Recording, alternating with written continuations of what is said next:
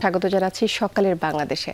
আমরা কিন্তু প্রতিদিনই আমাদের সাথে চমৎকার কিছু অতিথি নিয়ে আমাদের এই আয়োজনে আপনাদের সাথে যুক্ত হই।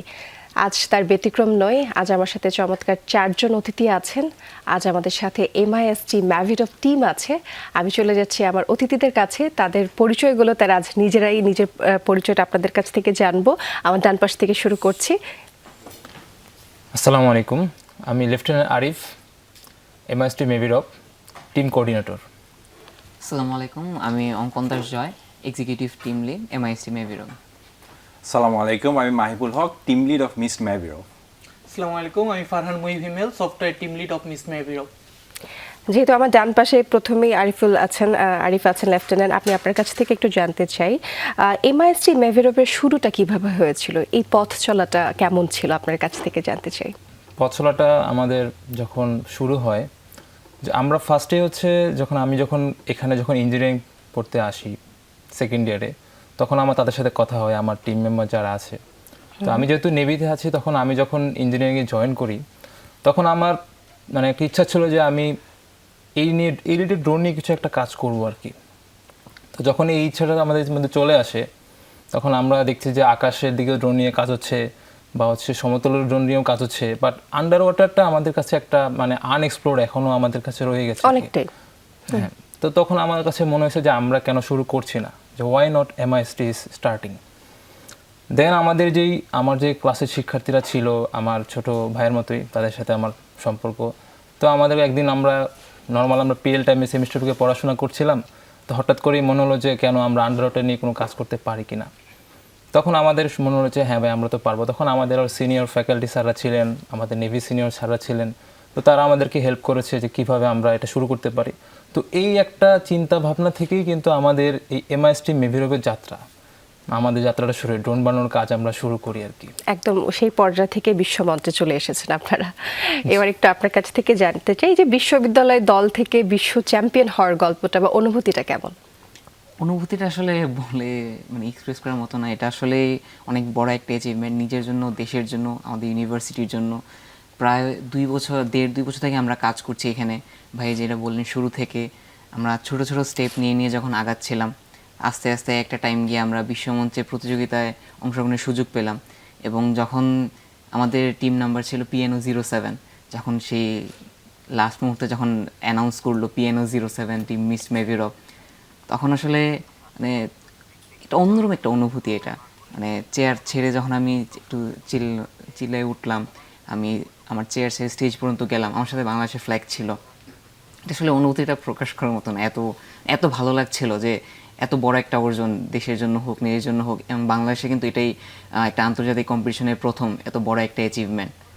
অনেক ভালো লাগছিল আমাদের সবাই। যখন বিশ্বমঞ্চে বাংলাদেশের নামটা উচ্চারণ করা হচ্ছিল, তখন আমরা অনেক গর্বিত ছিলাম।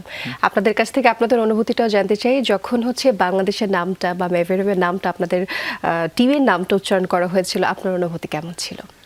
আসলে অনুভূতিটা অসাধারণ, বলে বোঝানোর মতো না। আমার ছোটবেলা থেকেই খুব ইচ্ছা ছিল যে কোনো একটা সেক্টরে বাংলাদেশের জন্য আমি ট্রফি নিয়ে আসবো।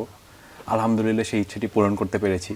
আন্ডার ওয়াটার রোবোটিক্সে আমরা বাংলাদেশকে বিশ্বের সব দামি দামি টিমকে পিছনে ফেলে আমরা বাংলাদেশের লাল সবুজের পতাকা আমরা সবচেয়ে টপ মোস্ট লেভেলে নিয়ে যেতে পেরেছি। এই অনুভূতিটা আসলে বলে বোঝানোর মতো না, যে আমরা এতগুলা টিমকে বিট করে আমরা পুরো বিশ্বের সাথে কম্পিট করে পুরো বাংলাদেশকে টপ মঞ্চে নিয়ে গিয়েছি। লাল সবুজের পতাকা বিশ্বমঞ্চে আপনারা উন্মোচিত করেছেন, অনুভূতিটা আসলে চমৎকার। একই প্রশ্ন আপনার কাছেও থাকছে, আপনার অনুভূতিটা কেমন ছিল? একই রকমই উত্তর, যে এটা আসলে ভাষায় প্রকাশ করার মতো না। আমি যখন যেদিন থেকে কম্পিটিশনে ওই ইভেন্টে গিয়েছি, প্রত্যেক জায়গায় কি খুঁজতাম বাংলাদেশের পতাকাটা আসলে কোথায়। যখন সব বড় বড় দেশের সাথে বাংলাদেশের ফ্ল্যাগটাও যখন দেখতাম, তখন আর কি নিজে একটু প্রাউড ফিল করতাম, না আমার দেশকে আমি এরকম একটা কম্পিটিশন পর্যন্ত নিয়ে এসেছি। দেন ওখানে যখন আমরা বিজয় হই, তখন তো আমাদের টিম অঙ্কন ফ্ল্যাগ নিয়ে যখন দৌড় দেয়, এটা আসলে দেখে ভাষায় প্রকাশ করার মতো না। আমি বুঝতেই পারছি আপনাদের কথাগুলো শুনে যে আসলে অনুভূতিটা কেমন ছিল। এক্সপেকটেশন একটা আছে ডেফিনেটলি সবারই, যে বাংলাদেশ যখন বিশ্বমঞ্চে যখন গিয়েছে, সবাই তো চায় যে আমরা জিতে আসবো, কিন্তু বিশ্ব চ্যাম্পিয়ন হয়ে ফিরে আসবো, এটা আসলে আনএক্সপেক্টেড ছিল নিশ্চয়ই আপনাদের কাছেও।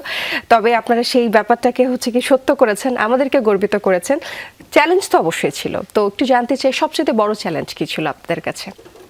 আমার মনে হয় যে আমরা যখন এটা নিয়ে কাজ শুরু করি, তখন আন্ডার ওয়াটার রোবোটিক্স নিয়ে যারাই আপনার কাজ করবে তাদের প্রথমে আপনার 3টা চ্যালেঞ্জ থাকবেই। যে প্রথম আমাদের চ্যালেঞ্জটা থাকে যে ওয়াটার প্রুফিং করা, তারপর একটা চ্যালেঞ্জ থাকে হচ্ছে কমিউনিকেশনটা বিল্ড আপ করা, তারপর একটা চ্যালেঞ্জ চলে আসে যে আমি কিভাবে হচ্ছে এটাকে আমি স্টেবল রাখতে পারি। সো আমাদের ক্ষেত্রেও সেম হয়েছিল। আমরা যখন আমাদের যাত্রাটা শুরু করি তখন আমরা প্রথমে ল্যাবে আমাদের একটা ওয়াটারপ্রুফ টেস্টিং আমরা শুরু করি, 10x10 ফিটের একটা নিজের একটা সুইমিং পুল ক্রিয়েট করি। তো ওখানে আমরা প্রত্যেকটা কম্পোনেন্ট আমরা নিয়ে টেস্টিং করা শুরু করি আর কি। তো চ্যালেঞ্জ এটা ছিল যে আসলে ইলেকট্রিক্যাল কম্পোনেন্টে আমরা মানে এটা বিশ্বাসটা আমরা রাখতে পারি না যে আমার ফাইনাল মোমেন্ট এটা আমার সার্টেনলি থাকবে কি না। সো দেখা গেছে আমরা প্রথম দিন টেস্টিংয়ে একটা ঘটনা শেয়ার করলে আপনি ভালো করে বুঝতে পারবেন। আমি শুনতে চাই ঘটনাটা। তো আমরা প্রথম দিন একটা টেস্টিংয়ে গেলাম, আমাদের আন্ডার ওয়াটার ড্রোনটা যখন কমপ্লিট হয়, তো প্রথম দিনই আমাদের ক্যামেরাটা নষ্ট হয়ে গেল। তো তখন আমরা মানে আমাদের টিম মেম্বার আমার খুবই ডিসঅ্যাপয়েন্টেড হয়ে গিয়েছিলাম খুব upset নিশ্চয়ই।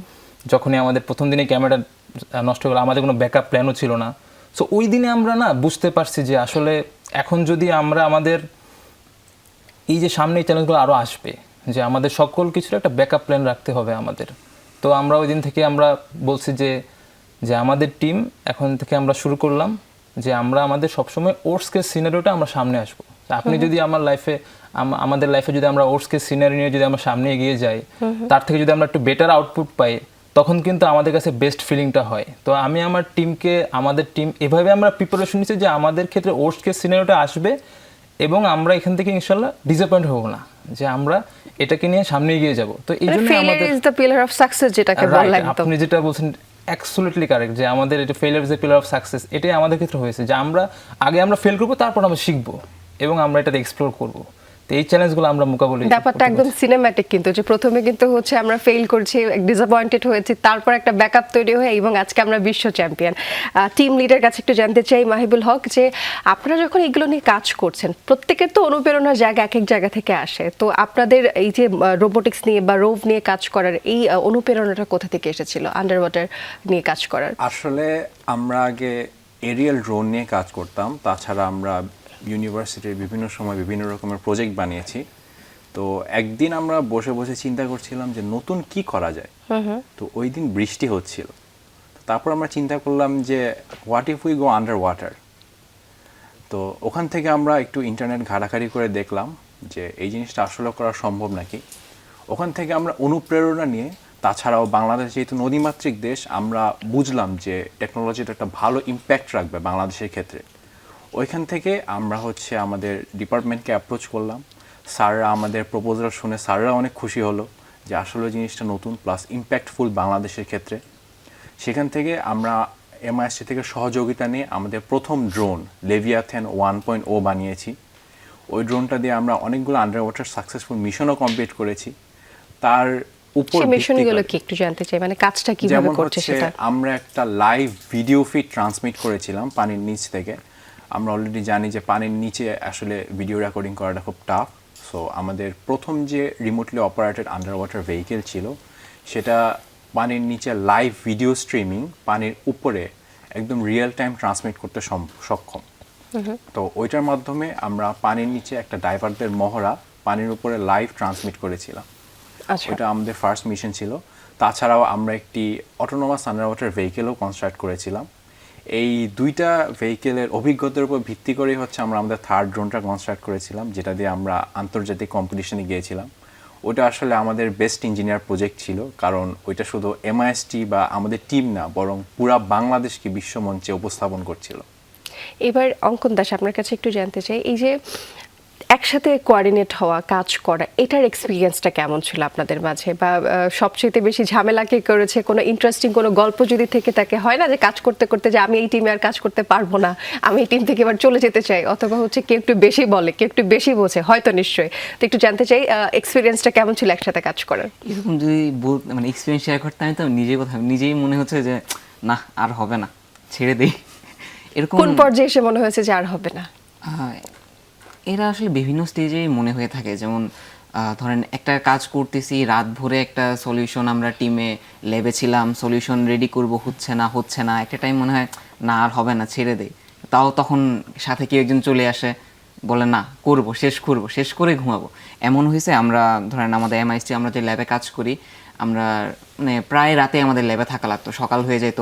মানে প্রবলেম শুরু করছি আগের দিন হয়তো বিকালে, একটা নতুন প্রবলেম একটা সলভ করলাম, আরেকটা প্রবলেম অ্যারাইজ করলো, একটা সলভ করলাম, আরেকটা অ্যারাইজ, ওইভাবে করতে করতে দেখা যায় ভোর 5টা 6টা হয়ে গেছে, আবার সকালে ক্লাস আছে, 2 ঘন্টা একটু ঘুমায় ওই ল্যাবে কোনো একটু জাস্ট রেস্ট নিয়ে আবার সকালে ক্লাসে জয়েন করো, একটা কন্টিনিউয়াস একটা প্রসেসের মানে মধ্যে দিয়ে পড়াশোনার যায়। পাশাপাশি এই হচ্ছে গিয়ে মেশিন, একটা মেশিন বলতে পারি আমি, একটা মেশিন নিয়ে কাজ করা আসলে খুবই হ্যাঁ, টাফ একটা আসলে বিষয় খুবই ছিল। ডিফিকাল্ট। তো এরকম সবারই মোটামুটি স্টেজ ছিল যে একটা টাইমে গিয়ে না হবে না, কিন্তু তখন আরেকজন এসে ওই যে সাহসটা জোগাইতো যে না হবে, করব। এই যে কনফিডেন্সটা যখন একটা আমরা 10 জনের যখন একসাথে করি, আমাদের সাথে আরো জুনিয়ররা আছে, যখন আমরা একসাথে কাজ করি, তো এটা আসলে হয়ে যায়। একজন ভেঙে পড়লে আরেকজন তাকে আরেকজন সাহস ধরে ফেলে। যোগায়। এটা আসলে ধরেন একটা টিমের ব্যাপার, তো team টিম তো এটাকেই coordination-টা বলে অনেক যে ভালো, একজন জি। যখন একটু হচ্ছে ডিসঅ্যাপয়েন্ট হবে আরেকজন এসে সাহস জাগাবে। এবার হিমেল, আপনার কাছে একটু জানতে চাই, এই যে বিশ্ববিদ্যালয়ের ব্যাকআপটা কেমন পেয়েছেন বা বিশ্ববিদ্যালয় কতটুকু সাপোর্ট করেছে আপনাদেরকে এখানে? বিশ্ববিদ্যালয়ে যারা ফ্যাকাল্টি ছিল এরা তো আমাদের তাদের যে নলেজ, ওই নলেজ দিয়েও সাহায্য করেছে, এবং ওরা আমাদের বিভিন্নভাবে গাইড করেছে। তারপর আমাদের লজিস্টিক যে সাপোর্ট, এটা আমরা বিশ্ববিদ্যালয় থেকে পেয়েছি। যেমন আমাদের ড্রোন ক্যারি করতে আমাদের বিভিন্ন টেস্টিং এ যেতে হতো, সুইমিং পুলে যেতে হতো, তো ওই পারমিশনগুলো নেওয়া, গাড়ির যে ব্যবস্থা, এগুলো আমাদের বিশ্ববিদ্যালয় বিভিন্ন সময় বিভিন্নভাবে সাপোর্ট করে গিয়েছে। অঙ্কন, আপনার কাছ থেকে একটু জানতে চাই, যেহেতু ফান্ডিং এর কথা আমরা বলছিলাম, স্পন্সরশিপের কিন্তু একটা ব্যাপার আছে এখানে, যে এই ধরনের বিশ্বমঞ্চ যখন বাংলাদেশকে কেউ প্রতিনিধিত্ব করতে চায়, তখন কিন্তু স্পন্সরশিপ অনেক গুরুত্বপূর্ণ একটা বিষয়। আপনাদেরকে কারা স্পন্সরশিপ করেছে, বা স্টেজ ইজ অল ইয়ার্স, যদি কোনো ধন্যবাদ জানাতে চান। থ্যাংক ইউ এই কোয়েশ্চেনটার জন্য। কারণ আমরা যখন একটা কম্পিটিশনে যাই, আমাদের ভার্সিটি ফান্ডের পাশাপাশি একটা কম্পিটিশন যা হিউজ একটা বাজেট থাকে, সো একা ভার্সিটির পক্ষে সবসময় সেটা বিয়ার করা পসিবল হয় না। তো এই জন্য আমরা বিভিন্ন মানুষ অর্গানাইজেশনের কাছে গিয়েছি স্পন্সরশিপ ফান্ডিংয়ের জন্য। আমরা সর্বপ্রথম স্পন্সরশিপ আমাদের ফান্ডিং করেছিল পূবালী ব্যাংক। আমরা তাদের কাছে কৃতজ্ঞ, কারণ তারা আমাদের এই স্টেপটাতে পায়োনিয়ার। কারণ একজন যখন আপনার উপরে আস্থা করবে, তখন বাকি প্রতিষ্ঠানও আপনার উপরে আস্থা করতে তারা মানে একটু এগিয়ে আসবে। তো এই ক্ষেত্রে পূবালী ব্যাংক যখন আমাদের শুরুতে আমাদের গোল্ড স্পন্সর হয়ে আমাদের সাথে এগিয়ে আসলো, তারপরে আস্তে আস্তে আমরা মেঘনা গ্রুপের কাছে গেলাম। মেঘনা গ্রুপ তাদের ফ্রেশের মাধ্যমে আমাদের স্পন্সরশিপ অ্যারেঞ্জ করে দিল। তারপরে আমরা বাংলাদেশ নেভি থেকে একটা বড় সাপোর্ট পেলাম, যেহেতু বাংলাদেশ নেভির একটা রিসার্চ অ্যান্ড ডেভেলপমেন্ট হচ্ছে এই বিষয়ে। একই সাথে রেডিসন ব্লু আমাদের সাথে ছিল, তারা বিভিন্ন সময় বিভিন্ন লজিস্টিক সাপোর্ট দিয়েছে। ইভেন রেডিসন ব্লু তাদের সুইমিং পুল আমাদের বিভিন্ন সময়, মানে যখন আমরা পারছিলাম না কোথাও যেতে, বিভিন্ন ব্যস্ততা ছিল, ম্যানেজ করতে দিয়েছে, রাতেও কাজ করতে দিয়েছে। তো এটা আসলে আমাদের জন্য একটা বড় প্রাপ্তি।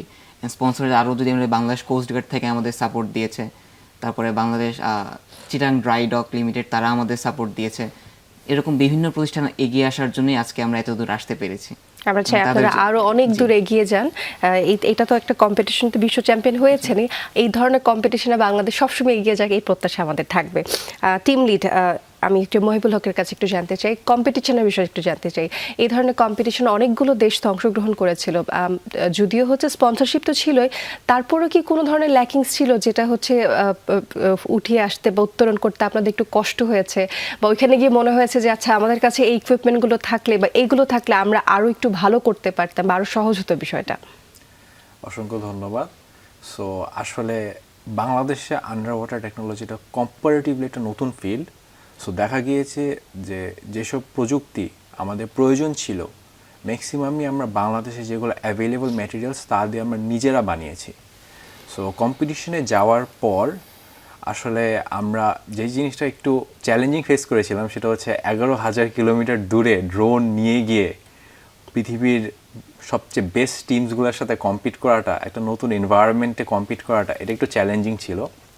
বাট আমরা খুবই হ্যাপি হয়েছি যে তার সত্ত্বেও আমাদের ড্রোন খুব সুন্দরভাবে সবগুলো টিমের সাথে কম্পিট করে বিশ্ব চ্যাম্পিয়নের টাইটেলটি অর্জন করতে সক্ষম হয়েছে। বাহ, চমৎকার। আপনার কাছে একটু জানতে চাই, বাংলাদেশ যেহেতু নদীমাতৃক একটা দেশ এবং দুর্ঘটনা কবলিতে পড়ে, আমরা ইতিমধ্যে অনেকগুলো দুর্ঘটনা দেখেছি, তো আপনাদের ড্রোনগুলো আসলে কিভাবে কাজ করবে বা কতটুকু উদ্ধার কাজে সুবিধা দিবে, বা ভবিষ্যতে এই যে ড্রোনগুলো আমরা কম্পিটিশনে যেগুলো আপনারা অ্যাসাইনমেন্টগুলো করে এসছেন বা দেখিয়ে এসছেন, তা আমরা একটু জানতে চাই বাস্তবিক অর্থে এটার কাজটা কি করে হবে? জি, ধন্যবাদ। বাংলাদেশ নদীমাতৃক দেশ, তবে আমরা যদি দেখি বাংলাদেশের নদীর পানিগুলো কিন্তু অনেক ঘোলা, সেক্ষেত্রে হচ্ছে আমরা ডিরেক্ট যে আমরা ক্যামেরাগুলো ইউজ করি সেই ক্যামেরাগুলো দিয়ে কিন্তু আমরা উদ্ধার কাজগুলো সহজে করতে পারবো না। সেক্ষেত্রে হচ্ছে আমাদের আরো হচ্ছে সেন্সর ইন্টিগ্রেট করতে হবে এটার সাথে, পাশাপাশি সোনার সিস্টেম যদি আমরা ইন্টিগ্রেট করতে পারি সেক্ষেত্রে দেখা যাবে যেখানে একজন ডুবুরি উদ্ধার কাজে অংশগ্রহণ করছে সেই ডুবুরিকে হচ্ছে আমরা এই ড্রোনটা দিয়ে রিপ্লেস করে দিতে পারবো। এছাড়াও যদি বলি আমাদের ড্রোনের হচ্ছে আরো অনেক কাজ রয়েছে, যেমন হচ্ছে আমরা যদি গভীর সমুদ্রে হচ্ছে কোনো জাহাজে যদি হাল্ক ইন্সপেকশনের কাজটা করতে চাই সেটা হচ্ছে আমাদের ড্রোন দিয়ে হচ্ছে আমরা করতে পারবো। ইভেন বাংলাদেশ নেভিতে চাইলে হচ্ছে আমরা এই ড্রোনকে টার্গেট হিসাবে ইউজ করতে পারবো, টর্পেডো নিক্ষেপ করে এই ড্রোনকে টার্গেট হিসেবে ব্যবহার করে আমরা খুব সহজে হচ্ছে ওদের ব্যবস্থাকে হচ্ছে আমরা আরো এগিয়ে নিয়ে যাওয়া যেতে সম্ভব। পারবো। আরিফ, আপনার কাছে একই প্রশ্ন করতে চাই যে হচ্ছে যেটা বলছিলাম যে বাংলাদেশে তো দুর্ঘটনা অহরহ আমরা দেখতে পাই। কিছুদিন আগেও কিন্তু আমরা দেখেছি যে কিছু বাস হচ্ছে যখন ফেরিঘাটে গিয়েছে একদম নিয়ন্ত্রণ হারিয়ে হচ্ছে বাসটা হচ্ছে নদীতে চলে গিয়েছে। তো সেই ওখানে অনেক শিশু থাকে, দেন হচ্ছে বাসের জানালা খোলা সম্ভব হয় না, এই ধরনের যে দুর্ঘটনাগুলো ঘটে তখন কি আপনাদের যে ড্রোনগুলো রয়েছে কোনো উদ্ধার কাজে দিবে কিনা?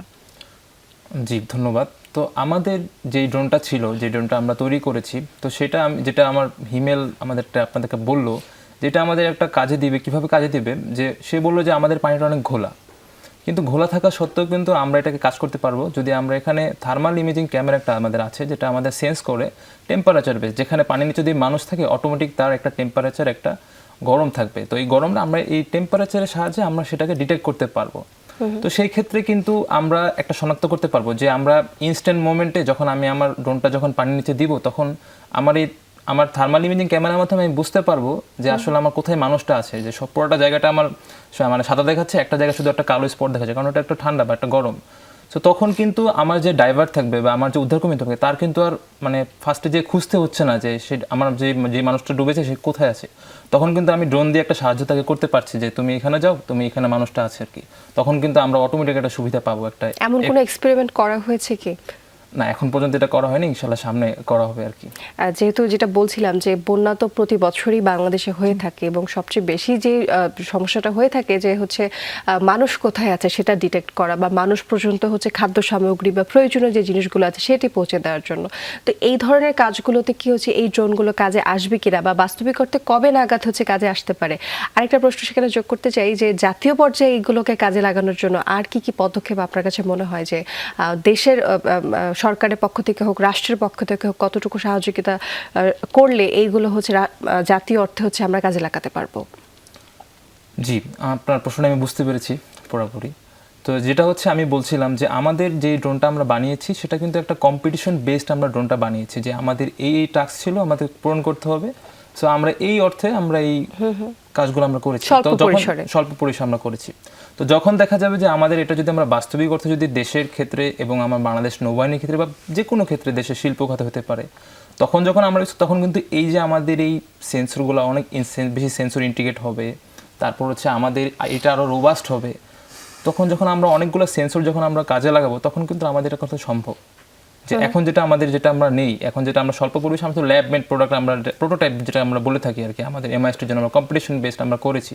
তো সামনে যখন আমরা আরও এগিয়ে যাব তখন আমাদের আরও এটাকে মিলিটারি গ্রেডে আমরা অ্যাড করব, তখন আমরা আরো বেশি সেন্সর এড করব, তখন আমাদের জন্য এটা অনেক সম্ভব হবে। ইনিশিয়েটিভটা যেহেতু শুরু হয়ে গেছে, শুরুটা যেহেতু আপনারা করে ফেলেছেন এবং জিনিসটা ডিসকভার বলবো বা ইনভেনশন যেটাই না বলি না কেন, যেহেতু হয়েছে তাহলে সামনে নিশ্চয়ই হচ্ছে বাংলাদেশের যে রাষ্ট্রপক্ষ থেকে আপনাদেরকে সহযোগিতা করে এই ধরনের যে দুর্ঘটনাগুলো হয় তখন কিন্তু এগুলো কাজে লাগালে আমরা আশা করি ক্ষয়ক্ষতির পরিমাণ অনেকটা কমে আসবে। যেহেতু অঙ্কন আপনার কাছ থেকে স্পন্সরশিপের ব্যাপারে আমি শুনেছিলাম, একটু আপনার কাছে জানতে চাই, এই যে বাংলাদেশের স্কুল কলেজ পর্যায়ে যে শিক্ষার্থীরা রয়েছে তারা যখন হচ্ছে এই ধরনের কম্পিটিশনে অংশগ্রহণ করতে চাইবে বা এগুলো নিয়ে কাজ করতে চাইবে, তারা শুরুটা কিভাবে করবে? যে কোনো জিনিসের শুরুটা আসলে নিজে থেকে এগিয়ে আসতে হবে, এটা সবার প্রথম। বাধা আসবে, কিন্তু সেই বাধা থেকে যদি থেমে যাওয়া হয় তাহলে কিন্তু আগানো যাবে না, বাধা অতিক্রম করে যেতে হবে। আর বর্তমান যুগে ইউটিউব, গুগল, চ্যাটজিপিটি আছে, ওপেন সোর্স প্রচুর রিসোর্স আছে যেগুলো দিয়ে আমি কাজ শুরু করতে পারবো, কাজ শিখতে পারবো। স্ক্র্যাচ থেকে আমি একটু একটু করে কাজ শিখে আগাবো। ওই যে আগানোটা, যখন আমি দেখবো যে আমার একটু একটু কাজ আগানোর জন্য আমার কাজটা সাকসেসফুলি হচ্ছে, তখন নিজের মধ্যে একটা এনকারেজমেন্ট কাজ করে, ইন্সপিরেশন আসে যে আমি আরও কাজ করব। ওই আস্তে আস্তে যখন ওরা কাজ করতে পারবে ওরা আরও এগিয়ে যেতে পারবে। আমার কথা একটাই যে বাধা থাকবে, কিন্তু বাধা থেকে কেউ যাতে থেমে না যায়। আর যখন কেউ কম্পিটিশনে যায়, তো আমি আবারও ওই স্পন্সরশিপ বিষয় থেকে আমার ভার্সিটি, MIST, আমি আমাদের স্পন্সর পূবালী ব্যাংক, ফ্রেশ বা আরও যারা আছে বাংলাদেশ নেভি, তাদের কাছে আমি চিরকৃতজ্ঞ। এরকম যারা নতুন কম্পিটিশনে আরও যেতে চায় বা বিভিন্ন কাজ করতে চায়, তারাও যদি বিভিন্ন অর্গানাইজেশনের কাছে যায়, তারাও যাতে এগিয়ে আসে। কারণ আমরা যেহেতু শিক্ষার্থী, আমাদের ফান্ডিংটা আমাদের হাতে থাকে না, এবং একটা প্রজেক্ট রেডি করতে গেলে ফান্ডিংয়ের প্রচুর প্রয়োজন হয়। সেক্ষেত্রে আমরা নলেজটা শেয়ারিং করছি, ওনারা আমাদের ফান্ডিং দিয়ে হেল্প করলেন। দুইটা যখন একসাথে সমন্বয় হয় তখন একটা ভালো আউটপুট হয়, যেটা আমরা অলরেডি মানে আমরা আমাদের কথা রাখতে পেরেছি। there is a will there is a way, ব্যাপারটা কিন্তু তেমনই। আপনাদের উইলটা ছিল দেখে হচ্ছে এতগুলো পথ কিন্তু হচ্ছে চলে এসেছে, এতগুলো স্পন্সরশিপ আপনারা পেয়েছেন। অঙ্কন, আপনার কাছ থেকে এবার একটু জানতে চাই, আপনারা টিমে মোট 26 জন আছেন যতটুকু আমি জানি, যদি ভুল না করে থাকি। 4 জনকে আমরা এখানে পেয়েছি, বাকি 22 জনের ব্যাপারে একটু আপনার কাছে জানতে চাই, তারা কোন কোন বিষয়ে অংশীদারিত্ব করেছেন বা তাদের কাজগুলো কি ছিল? আচ্ছা, তো আমাদের টিমের আমরা যখন কাজ শুরু করি তখন আমাদের মেইন কোর মেম্বার ছিল আমরা 10 জন। আমরা 10 জন মিলে কাজ শুরু করি। প্রথম ড্রোন এবং দ্বিতীয় ড্রোনে আমরা 10 জন কাজ করি। তারপরে আমরা যখন দেখলাম যে নলেজ সোশ্যাল শেয়ারিংয়ের জন্য, তো আমরা আমাদের ভার্সিটিতে আমাদের বিভিন্ন জুনিয়র যারা কাজ শিখতে ইচ্ছুক, আমরা আমাদের সাথে নিলাম এবং নিয়ে হচ্ছে আমরা থার্ড ড্রোনে আমরা কাজ শুরু করলাম।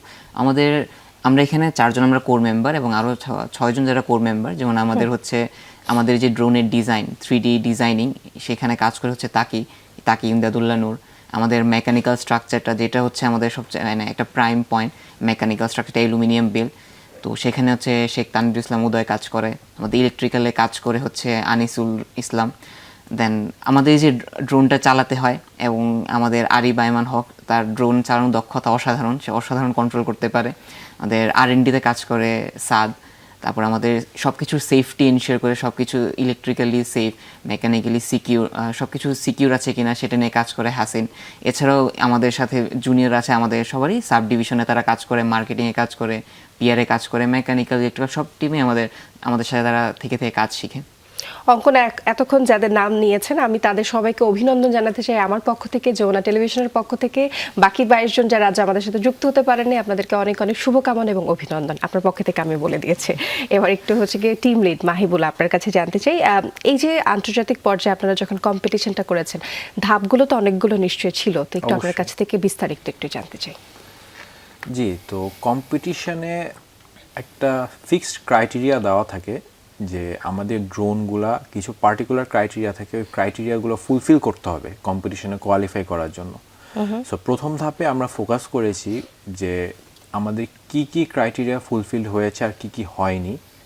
ওই বেসিসে আমরা হচ্ছে নতুন করে আমাদের প্রযুক্তি বানিয়েছি যেগুলো ফুলফিল করার জন্য, এই ক্রাইটেরিয়াগুলো ফুলফিল করার জন্য প্রয়োজন। তারপর আমরা কোয়ালিফাই করি কম্পিটিশনে গিয়ে। সো দেন বাকি স্টেজেসগুলো কানাডায় হয়।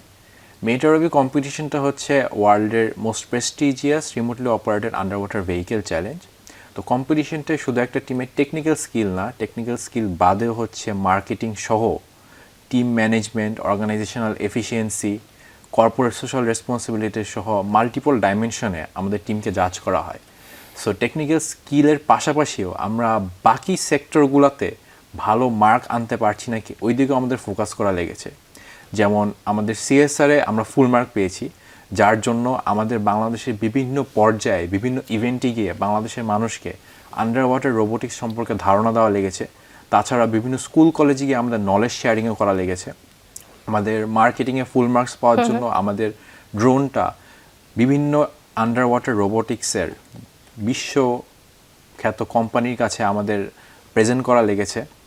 আর টেকনিক্যাল স্কিলস বলতে হচ্ছে আমাদের পানির নিচে বিভিন্ন রকমের মেরিন টাস্ক, যেগুলো হচ্ছে নর্মালি এখন ওয়ার্ল্ডে রোবট দিয়ে সলভ করা হয়, ওইসব মেরিন টাস্কগুলো আমাদের পানির নিচে গিয়ে সলভ করা লেগেছে। সো আমি যদি বলি যে কী কী ধাপ পার করা লেগেছে, এই একটি করে ধাপ, প্রত্যেকটির জন্যই হচ্ছে আমরা বিভিন্ন রকমের প্রিপারেশন নিয়েছি। ভালো মার্ক অর্জনের জন্য যা যা পদক্ষেপ নেওয়া লাগে পদক্ষেপগুলো নিয়েছি। অনেকগুলো দিক ছিল, সবগুলো দিক কিন্তু বিবেচনা করে তারপর একজন হচ্ছে বিশ্ব চ্যাম্পিয়ন হতে পারে। হিমেল, আপনার কাছে জানতে চাই যে সফটওয়্যার নিয়ে কাজ করছেন আপনারা, ইলেকট্রিক্যাল, মেকানিক্যাল, এই ব্যাপারগুলোকে সমন্বয় কিভাবে করেছেন? প্রত্যেকটা জিনিস কিন্তু একটার উপর আরেকটা ডিপেন্ডেন্ট। লাইক হচ্ছে মেকানিক্যাল কাজটা, মেকানিক্যাল সাইডে যদি চেম্বারটা যদি আমার না হয়, সেক্ষেত্রে হচ্ছে আমি ইলেকট্রিক্যাল কম্পোনেন্টগুলো বসাইতে পারছি না। ইলেকট্রিক্যাল কম্পোনেন্টগুলো আমার রেডি না হলে হচ্ছে আমি প্রোগ্রাম হচ্ছে আপলোড করতে পারতেছি না। তো দেখা যায় হচ্ছে আমরা যখন রাত জেগে ল্যাবে কাজ করতাম, একজন এক সাইড দেখতো, বাকি দুইজন হয়তো মুভি দেখতাম, আড্ডা দিতাম। দেন ওর কাজ কমপ্লিট হয়ে গেলে হচ্ছে আরেকজন যেত, দেন ও হচ্ছে ইলেকট্রিক্যালের পুরো কানেকশনগুলো বিল্ড করতো, এরপরে দেখা যেত আমি গিয়ে হচ্ছে সফটওয়্যারের কাজগুলো করতাম। এভাবে মানে একটা যদি ফেল করে আরেকটা হবে না, আলটিমেটলি সবগুলোকে হচ্ছে আমরা ওভাবে কোঅর্ডিনেট করে হচ্ছে আমাদের চালাতে হচ্ছিল।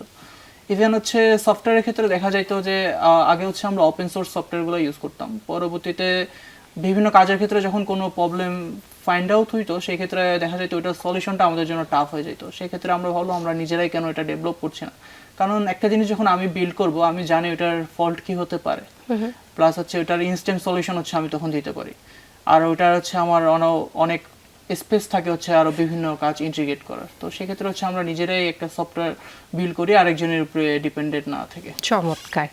আমরা প্রায় অনুষ্ঠানের শেষ পর্যায়ে চলে এসেছি। লেফটেন্যান্ট আরিফ, আপনার কাছ থেকে জানতে চাই, সম্প্রতি আপনারা প্রধানমন্ত্রী তারেক রহমানের সাথে দেখা করেছেন, সেই গল্পটা একটু শুনতে চাই। ধন্যবাদ। মাননীয় প্রধানমন্ত্রীর সাথে আমাদের টিমের যারা কোর মেম্বার ছিলাম আমরা সবাই গিয়েছিলাম। তো মাননীয় প্রধানমন্ত্রী আমাদের এই পুরস্কারটা অর্জনটা দেখে অনেক অনেক বেশি খুশি হয়েছেন এবং তিনি বলেছেন আগামী দিনে যে তরুণরা যে আসবে তাদের জন্য যে সহযোগিতা লাগে সেটা থেকে সরকারের পক্ষ থেকে করা হবে ইনশাল্লাহ, তিনি আমাদেরকে আশ্বাস দিয়েছেন। চমৎকার। এবার জানতে চাই আপনাদের টিমের ভবিষ্যৎ পরিকল্পনাটা কি, এবং পাশাপাশি আপনাদের মতো তরুণ যারা আমাদের কাজকে দেখছেন তাদেরকে এই বিষয় নিয়ে যদি একটু কোনো পরামর্শ দিতে চান সেটাও দিতে চান। সঠিক। বিশ্ব চ্যাম্পিয়ন হওয়াটাই আসলে আমাদের জীবনের মানে একটা শেষ নয়, বরং এটা আমাদের একটা নতুন শুরু। তো আমাদের ভবিষ্যৎ পরিকল্পনা থাকবে এটাকে আরও মিলিটারি গ্রেডে নিয়ে আসা, যেমন আমাদের টিম মেম্বাররা আপনাদের সাথে শেয়ার করলো যে আমরা এটাকে আরও রোবাস্ট করতে চাই।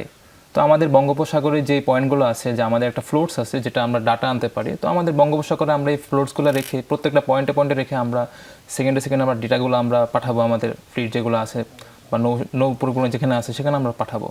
তাছাড়াও আমরা যদি ধরি যে আগামীতে আমরা এগুলো টর্পিডো ফায়ারিং হিসেবে আমরা ইউজ করতে পারবো, দেন হচ্ছে আমরা যদি মাইন যদি আমরা লে করি তো এটা আমরা ইউজ করতে পারবো, এবং সমুদ্রে যদি আমরা সার্চ অ্যান্ড অপারেশন রেস্কিউ করতে চাই এটা আমরা ইনশাল্লাহ ইউজ করতে পারবো। এবং আমাদের এই ড্রোনটা যাত্রাটা অনেক মানে সুখকর ছিল না, প্রথম থেকে অনেক স্ট্রাগলের পর আস্তে আস্তে আমরা গুটি গুটি করে আমরা এটার বিশ্ব চ্যাম্পিয়ন হয়েছি। এই জন্য আমরা এবং সবাই টিম মেম্বার সবাই অনেক খুশি। তো আমার ক্ষেত্রে থাকবে যারা হচ্ছে ইঞ্জিনিয়ারিং স্টুডেন্ট যারা থাকবে, যে প্রেশার থাকবে জীবনে, বাট এই প্রেশারটাকে আমাদেরকে out of the comfort zone থেকে বেরিয়ে আসতে হবে। যেমন আমাদের ইঞ্জিনিয়ারিং অনেক সিটি মিড অ্যাসাইনমেন্ট ল্যাব সব কিছুই থাকে, কিন্তু প্রেশারের কথা মনে রেখে যদি আমি আমার কমফোর্ট জোন থেকে বের না হই তাহলে কিন্তু আমার এই একটা মধুর মতো একটা যে সাফল্য এটা কিন্তু আমরা খুঁজে পেতাম না। তো আমার একটাই পরামর্শ থাকবে আগামী দিনে শিক্ষার্থী এবং যারা ইঞ্জিনিয়ারিং পড়াশোনা করতেছে বা যে কোনো স্কুল হতে পারে, যে সবাইকে সবার কমফোর্ট জোন থেকে বের হতে হবে। আমি আমার কমফোর্ট জোন থেকে বের হব, তারপর আমি আমার সাফল্য দিকে খুঁজে পাবো ইনশাআল্লাহ। চেষ্টা চালিয়ে যেতে হবে, চেষ্টা করলে কোথায় আসা যায় সেটা আমরা এখন আপনাদেরকে দেখে বুঝতে পারছি। আমি একটু হচ্ছে মাহিবুল আপনার কাছে, আপনি যেহেতু টিম লিড, আমরা একেবারে অনুষ্ঠানের শেষ পর্যায়ে চলে এসেছি, ম্যাভিরভকে আগামী 10 বছরে কোথায় নিয়ে যেতে চান? আসলে ম্যাভিরভকে আগামী 10 বছরে আমি চাই বাংলাদেশ যেহেতু নদীমাতৃক দেশ, বাংলাদেশে যেসব বড় বড় প্রবলেমসগুলো আছে ওগুলো যাতে আমরা আমাদের ড্রোনের মাধ্যমে সলভ করতে পারি। বাংলাদেশের ইকোনমি সহ বাংলাদেশের প্রত্যেকটি মেরিন রিলেটেড সেক্টরে যাতে আমরা একটা ভালো অ্যামাউন্ট অফ কন্ট্রিবিউশন রাখতে পারি। আমরা চাই যে আমাদের ড্রোনটা যাতে বাংলাদেশের বাজারে লঞ্চ করে বাংলাদেশে একটা ভালো ইম্প্যাক্ট রাখতে পারে। চমৎকার। আজ আপনার সাথে কথা বলে, আড্ডা দিয়ে, গল্প করে আসলে আমার নিজেকে খুব গর্বিত মনে হচ্ছে। I am really proud of you all. আপনাদেরকে অল দ্য বেস্ট জানাই। টিম ম্যাভিরভের জন্য অনেক অনেক শুভকামনা এবং অভিনন্দন। ধন্যবাদ আপনাদেরকে। ধন্যবাদ। দর্শক, এই ছিল আমাদের আজকের আয়োজন। আপনাদেরকে অনেক ধন্যবাদ জানাই এতক্ষণ আমাদের সাথে থাকার জন্য।